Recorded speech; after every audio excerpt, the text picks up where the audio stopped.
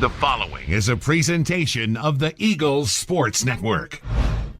All right, Ashley Ingram, playoff bound for the 17th time in school history for D2 and 31st postseason trip overall. Start us off with a statement about still doing press conferences after November 16th and heading off to play the Miles Golden Bears.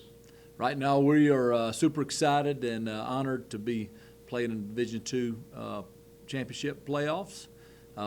We've got a great challenge in front of us. Miles has a super talented team, athletic. They can run around.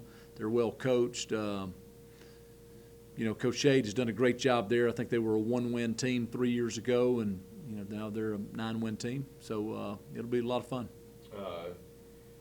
Remind me a little bit of Bowie State, who Carson-Newman played in 2019 with a super athletic quarterback and Cameron Ivory. They've obviously got talent. What sticks out to you about what the Golden Bears do offensively and defensively? Well, I think on both sides of the ball, they're just super athletic. They can run, they can run, they can run. And he's an athletic quarterback that can obviously throw the ball, but he can make plays with his feet. Their skill is very good on offense. Defensively, the defensive front is great. They've got a defensive end that'll be as good as we've seen all year, and that's saying a lot.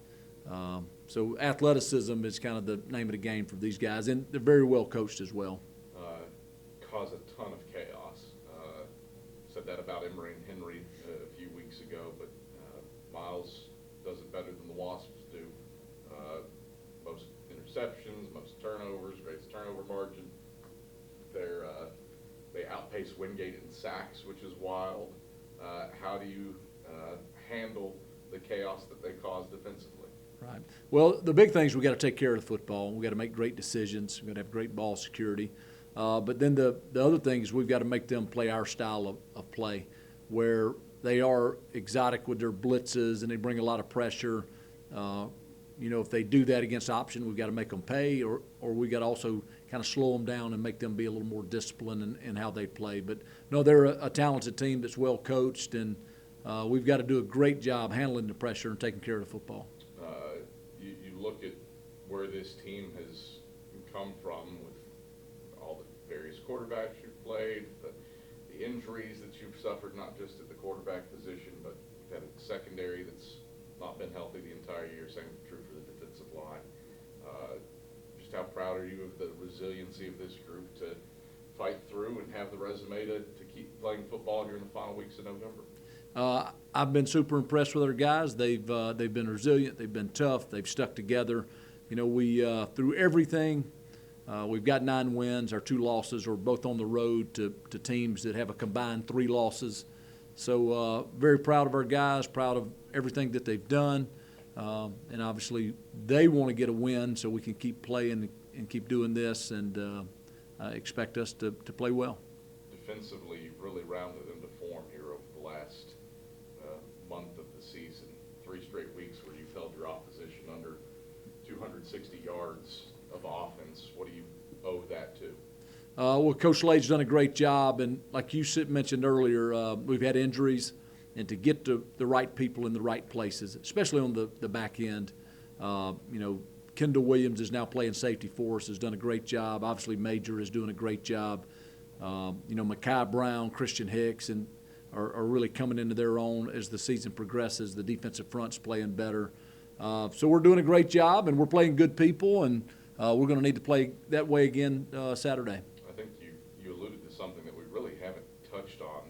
You've shuffled positions within that secondary, and the Williams is unrelated, Kendall and Major. I don't know that I've seen 2, I hesitate to call them safeties, because Kendall's been a corner throughout his career. They'll both rush the passer. What does that varied skill set enable you to do with the back end of your defense? Well, they're talented, 1, and 2, they're selfless. They've put their maybe, and sometimes put their personal stats, to the back for the good of the team, and then it shows you how smart they are too. That you can play multiple positions at a high level, and then it shows you what a good job that Coach Slade and Coach Goss have done coaching those guys as well. Offensively, what's the next step of progression as you get this extra time development of that side of the football? Right. Well, we just have to be more consistent. You know, we've been really, really good, and then we've had times where we've struggled. You know, I think what we're trying to do is get back to basics this week so we can play faster, we can be more physical, that we can, you know, be tougher. If we can do that, I think we'll continue to take steps forward. Anything else? No, we're just excited for the opportunity. We have, I've said it all year, we've got a great challenge in front of us, but, man, what a great opportunity we have to go on the road in the state of Alabama and get out and do some recruiting. There's some great players there. One little tidbit is Ronald McKinnon, who's an all-time great at North Alabama, maybe Division II all-time great. Linebacker, Harlan Hill Award winners. Their linebacker coach is a dear friend of mine, so look forward to battling against him on Saturday. I'm thankful that he's not playing.